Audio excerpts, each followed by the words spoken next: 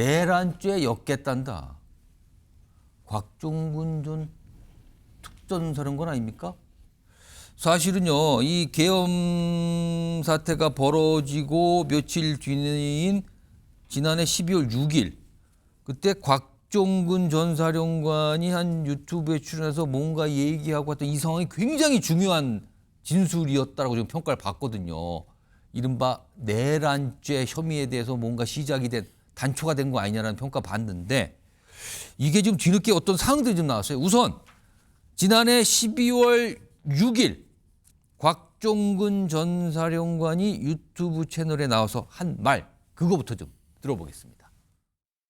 본회의장으로 가서 일부 들어갔던 인원이 있고 밖에 일부 있던 인원들이 있었는데 제가 그 조치를 하면서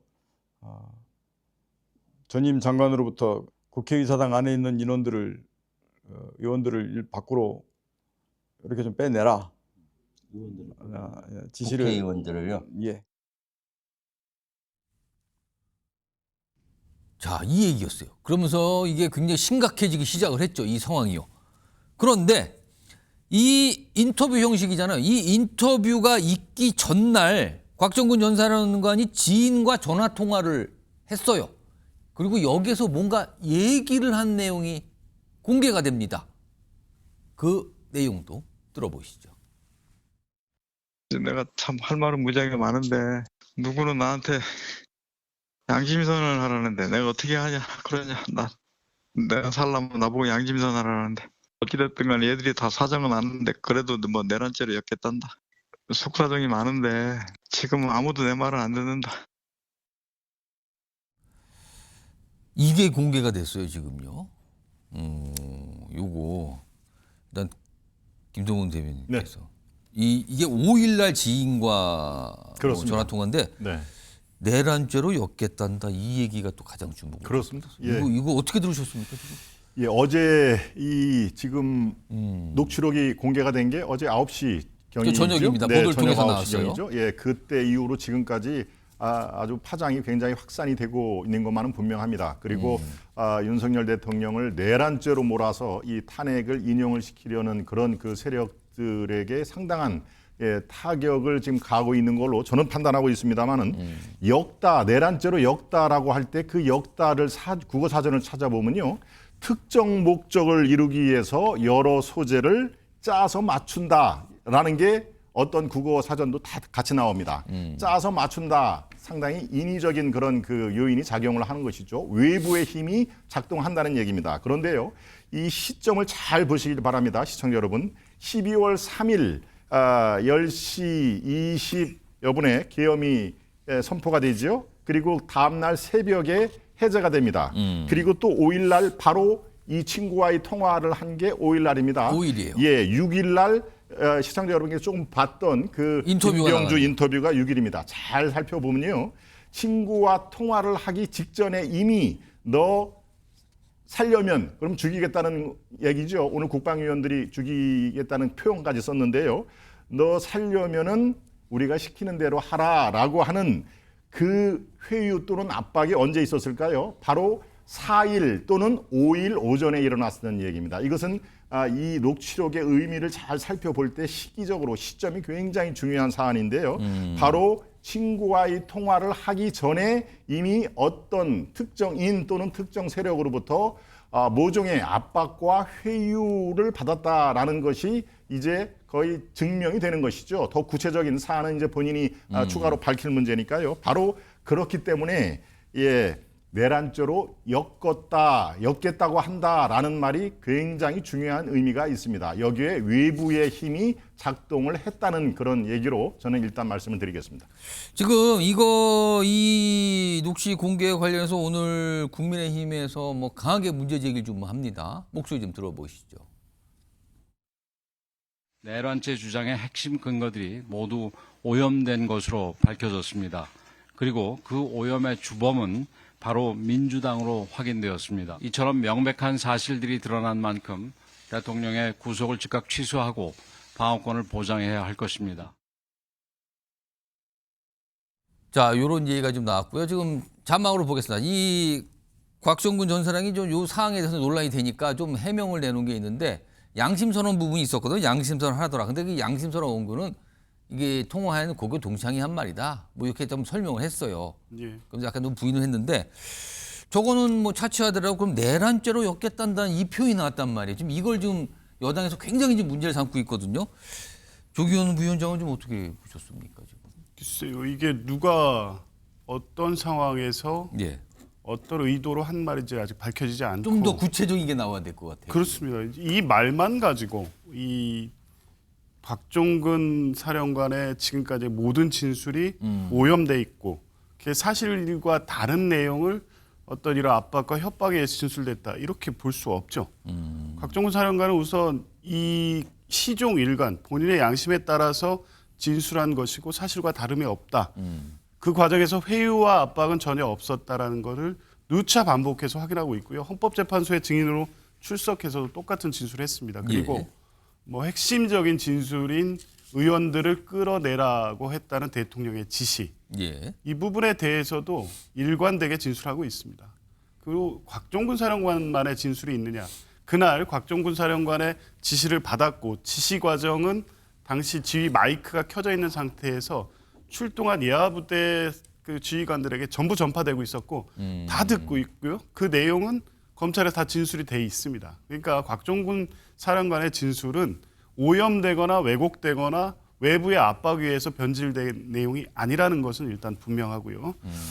그리고 타임라인만 보더라도 12월 4일 새벽에 계엄이 해제됐고 지금 이 통화가 있었던 건 12월 5일 저녁입니다. 저녁으로 알려주고. 4일부터 이미 12.3 비상계엄은 내란에 해당된다는 지적들이 계속 나오고 있었습니다. 내란죄 처벌 될 수 있는 밖에 없는 상황이다. 비상계엄의 위헌 위법 이전에 이것은 내란이다라는 것이 법적으로 정리되고 있는 상황이었습니다.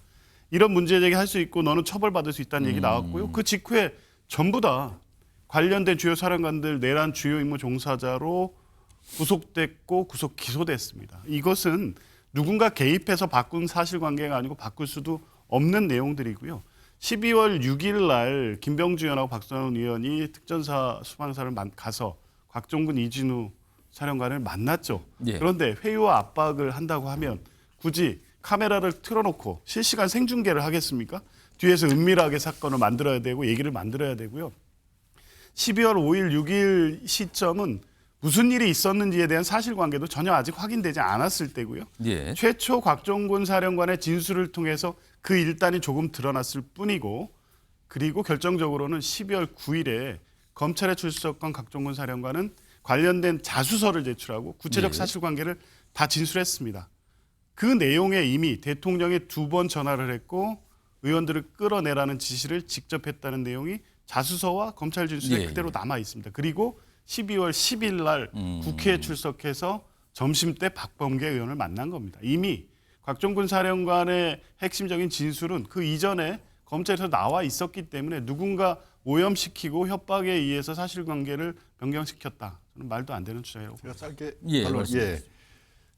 이 짚을 게 지금 두 개가 있는데요. 하나는 우리 시청자 여러분께서 지금 자료 화면을 아까 보셨는데 첫 화면에 어떻게 나왔습니까? 전임 장관께서 전화를 했다라는 얘기입니다. 윤 대통령이 아니라 전임 장관께서 예. 안에 들어가 있는 뭐 요인이든 뭐 네. 의원이든 이제 그거는 뭐 논란이 꽤 됐으니까요. 안에 들어가는 인원을 싹 다 빼라라고 하는데 전임 장관으로부터 이렇게 나오지 않습니까? 여러분께서 반드시 유념해 하셔야 될 대목입니다. 이렇게 나왔는데 그게 대통령으로 바뀐 시점이 이틀 뒤입니다. 이틀 뒤에. 그러니까 9일 날 검찰의 조사, 10일 뭡니까? 국회에 나와서는 이제 대통령으로 이렇게 환치가 되죠. 그리고 또 10일 날 국회에서는 또 오전에서는 명확하게 얘기를 안 했습니다. 점심시간에 박범계 그렇죠. 의원 등을 만난 후에 오후 오후에 진술에서는 좀 달라지죠. 윤 대통령으로 예. 이렇게 강조를 하는 그런 상황이 있습니다. 제가 아까도 말씀드렸습니다마는 이 4일 날 해제한 그날 또는 5일 오전에 이미 이 특정인을 제가 지목을 하지는 못하는 상황입니다만 어떤 특정인 또는 어떤 특정 세력으로부터 이 회유 또는 압박, 겁박 이런 것을 받지 않으면요 이렇게 이 워딩 자체가 바뀌지를 않죠. 지금 좀 전에 말씀을 해주셨습니다. 김병주, 박선원 의원으로부터 유튜브 방송을 하는데 예. 이렇게 생방송을 하는데 거기에 어떻게 회유 압박이 있느냐? 회유 압박은 당연히 방송 카메라가 없는 4일이나 5일 오전에 이루어진 걸로 우리는 충분히 유추가 가능한 겁니다. 그러니까 저렇게 지금 나오는 자료 화면에 저런 상황에서 어떻게 회유와 압박을 받느냐라는 것은 앞뒤가 설명이 안 되는 그런 이 진단으로 저는 파악이 됩니다. 벌써 이게 한참 된 상황인데 이게 치열하게 지금 또 이게 이 공방이 여야가 지금 시작이 되고 오늘 두 분도 지금 그 얘기를 하고 있어요. 제가 그러면은 조기현 부위원장에 한 30초 정도 드릴게요. 뭐 반박하실 게 있으면 그거 뭐 하시죠. 그러면. 이건 논란의 여지가 없는 문제입니다. 곽종근 사령관의 진술만 있는 게 아니지 않습니까?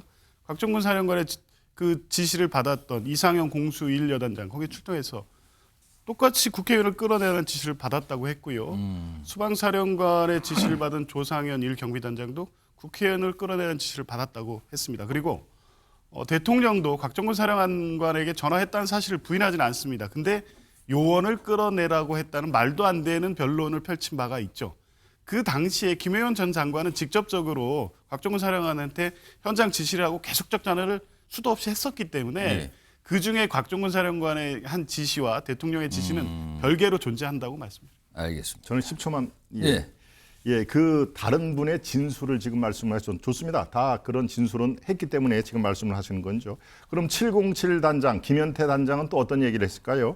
12월 10일 박범계 부승찬 후보가 지금 곽 특전사령관을 만나서 1시간 30분 동안 예언을 했는데 대부분 회유와 압박을 받아서 큰 심적인 부담을 갖고 있다. 그리고 질문과 답변을 써주면서 리허설까지 했다. 이게 바로 707 김현태 단장의 말입니다. 그러니까 모든 사람이 다 이 특정사령관의 그런 그것을 완벽하게 설명은 못한다. 다른 목소리도 많이 있다라는 것을 말씀드립니다. 알겠습니다. 한 가지는 김현태 단장의 그 진술 이전에 성일종 국방위원장을 따로 만났죠. 만나서 무슨 얘기했는지 공개하라니까 성일종 위원장은 공개 안 합니다. 그런데 바뀐 진술이 허위였다는 게 그 특임단 카톡방에서 확인이 됐습니다. 의원 끌어내라는 지시를 받았음에도 불구하고 성일종 위원장을 만나서 진술이 오히려 바뀌었습니다.